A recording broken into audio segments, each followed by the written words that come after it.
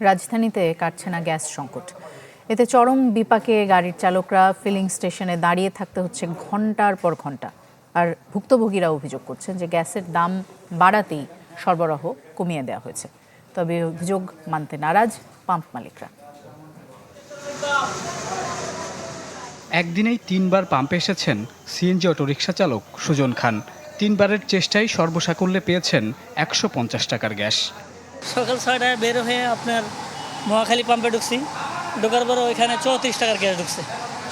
ওইখান থেকে ঢুকে একটা টিপ নিয়ে আপনার এয়ারপোর্ট গেছি, এয়ারপোর্ট পাম্পে ঢুকছি, ঢুকে ওইখানে আপনার 54 টাকার গ্যাস ঢুকছে। জমা ওঠানোর মতো ক্ষমতা নেই, বুঝছেন। এরকম মানে কান্নার অবস্থা, কী করুন বলেন। পরিবার নিয়ে খুব ঝামেলার মধ্যে আছি, বুঝছেন।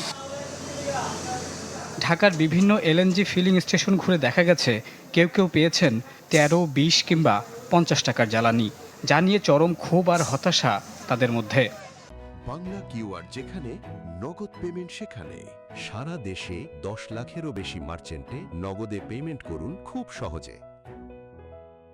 3 ঘন্টা সিরিয়াল দিয়ে যদি 60-70 টাকা 80 টাকার গ্যাস ঢোকে, অ্যাক্টিভও মারতারি না, তারপরে আবার পাম্পে ঢুকতে হয়। বাচ্চা কাচ্চা আছে, লেখাপড়া করে, বাসা বাড়ি যেহেতু ঢাকা শহর, বাসা ভাড়া দিতে হয়। তো এইভাবে তো সংসার চলে না। মনে হয় ঢাকা শহর থাকা যাবে না, এই পরিস্থিতি আমাদের এখন। চাপ নেই দাবি করে কিছু পাম্পে দিনের বেশিরভাগ সময় বন্ধ রাখা হয় সরবরাহ, যেটিকে দাম বাড়ানোর পায়তারা হিসেবে দেখছেন ভুক্তভোগীরা।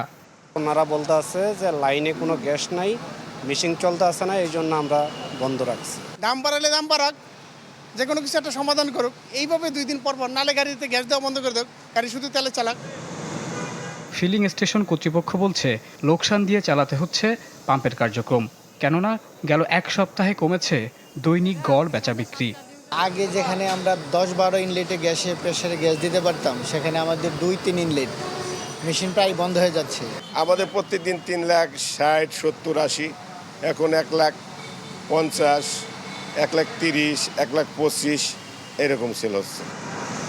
সব পর্যায়ের ভোক্তাদের এই সংকট নিরসনে সমালোচিত হচ্ছে সরকারের উদ্যোগ।